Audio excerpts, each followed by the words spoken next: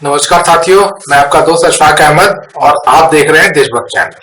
अभी मोदी जी जो 2024 के लोकसभा चुनाव के लिए माहौल बना रहे हैं, तो इसमें एक जबरदस्त झटका लगा है मोदी जी को झारखंड से। झारखंड में पूरी कोशिश किए थे कि वहां की सरकार गिरा देंगे, राष्ट्रपति शासन लगा देंगे और फिर मतलब इनकी सरकार हो जाएगी और फिर इसी बीच में तोड़फोड़ भी कर लेंगे और बहुमत भी हो जाएगा और भाजपा की सरकार बन जाएगी। लेकिन ऐसा कुछ भी नहीं हुआ। उल्टे जो झारखंड मुक्ति मोर्चा और कांग्रेस की सरकार है, तो कहीं से भी उनको कुछ डेंट नहीं लगा, एक भी विधायक इधर से उधर नहीं हुआ और सरकार फिर से बन गई, जबकि हेमंत सोरेन को अरेस्ट कर लिया गया और मोदी जी का जो मंसूबे थे वो पूरे नहीं हुए, पानी फिर गया। तो ये प्रकरण जो है ये बहुत बड़ा है। एक्चुअली देखा जाए जो तैयारी है 2024 के लोकसभा के लिए, तो ये बहुत भारी भारी धक्का है, क्योंकि प्लानिंग तो मोदी जी की उस तरीके से थी कि बिहार में सरकार गिरा दो, झारखंड में गिरा दो, महाराष्ट्र में तो गिरा ही चुके हैं, अब दिल्ली में भी की भी बारी थी और फिर और भी कोशिश करते दूसरे राज्यों में जहाँ पे इनकी सरकार नहीं है। तो इस पे एक झटका लग गया। सरकार तो झारखंड में भाजपा की आ नहीं रही, एक भी विधायक नहीं टूटा और मोदी जी का प्लान धरा का धरा रह गया। तो अब हेमंत सोरेन का क्या होगा वो तो अलग मुद्दा है। सुप्रीम कोर्ट में ने भी बोला कि हम सुनवाई नहीं करेंगे, आप हाई कोर्ट में सुनवाई करवाओ। जब हेमंत सोरेन के वकील कपिल सिब्बल गए थे सुप्रीम कोर्ट, तो यहाँ से वहाँ ऐसे बोल के भेज दिया गया। और जबकि यही सुप्रीम कोर्ट है कि जो रिपब्लिक टीवी का जो मालिक है गोस्वामी, अर्नब गोस्वामी, वो रात के अंधेरे में सुप्रीम कोर्ट का दरवाजा सीधे खटखटाया और उसके दरवाजा भी खुल गया, सुनवाई हो गई और उसको बेनिफिट भी मिल गया। जबकि बहुत सारे होल थे उसके आर्गुमेंट में, लेकिन उसको तो जेल जाना भी नहीं पड़ा। और यहाँ पे एक चुना हुआ सीएम एक राज्य का, वो सुप्रीम कोर्ट जाता है, उसकी सुनवाई तुरंत नहीं होती है, उसको 2 दिन बाद का वक्त दिया जाता है और उसके बाद में बोल देते हैं कि आप हाई कोर्ट चले आओ। तो सुप्रीम कोर्ट जो है किस तरीके से काम करता है तो वो भी आपने देख लिया। बहरहाल हम लोग वापस आते हैं ये झारखंड का जो मुद्दा है। तो मोदी जी का प्लान ये था कि सीएम रहते हुए उनको अरेस्ट करा दो ईडी से, इसीलिए दिल्ली में छापा डलवाया था। लेकिन हेमंत सोरेन बाल बाल बच गए, वहां तो निकल चुके थे और उसके बाद में रांची पहुंचे और उसके बाद में वहां पर बुलाया अपने सब एमएलए को और वहां पे नेता भी चुना गया कि चंपई सोरेन, उनको नेता चुन लिया गया। उसके बाद में वो राज्यपाल के आवास पर गए और वहां पर चिट्ठी दिया कि चंपई सोरेन जो है वो चुन लिए गए हैं, उनको मुख्यमंत्री बनाया जाए और उसके बाद में फिर अपनी गिरफ्तारी दी।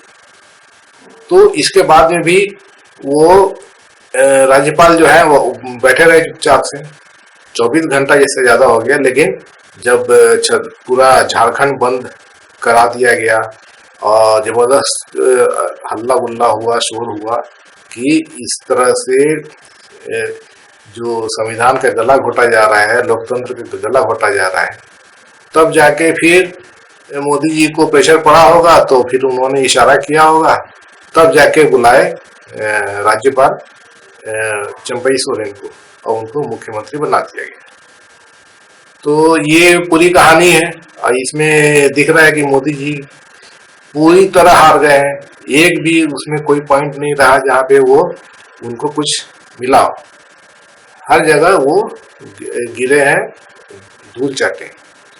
तो अब लोकसभा चुनाव का जो माहौल है तो वो बदल गया है। अभी गोदी मीडिया और जितने भी मीडिया है वहाँ के भी जो एक्सपर्ट लोग हैं, तो वो ये चीज भाप रहे हैं कि मोदी जी का पैर फिसला है और अब केजरीवाल के ऊपर में जो तलवार लटकी हुई है उनको भी अरेस्ट किया जाएगा, लेकिन जो ईडी का जो दाव है तो वो कैसे काम करेगा सोचने वाली बात है। लेकिन ईडी जो है, ईडी ने अपना तो काम कर दिया था, हेमंत सोरेन के लिए जितना भी होना था ईडी की तरफ से हो गया। उसके बावजूद भी मोदी जी सफल नहीं हो पाए, तो ये मोदी जी की सीधी हार है। अब दिल्ली का केजरीवाल का मामला तो खैर देखा जाएगा, लेकिन फिलहाल जो है मोदी जी को जो झटका लगा है तो ये बहुत बड़ा झटका है। और इससे मेन चीज क्या है कि जो विपक्ष है, तो विपक्ष एकदम बिहार में जो नीतीश कुमार ने किया था एकदम टूट गया था विपक्ष।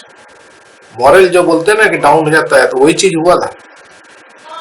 तो अब झारखंड में भी अगर हो गया रहता तख्ता पलट, अब तो समझ लिए कि विपक्ष पूरा का पूरा खत्म हो चुका होता। लेकिन ऐसा नहीं हुआ, तो एक आशा बंधी और विपक्ष एकजुट हो रहा है।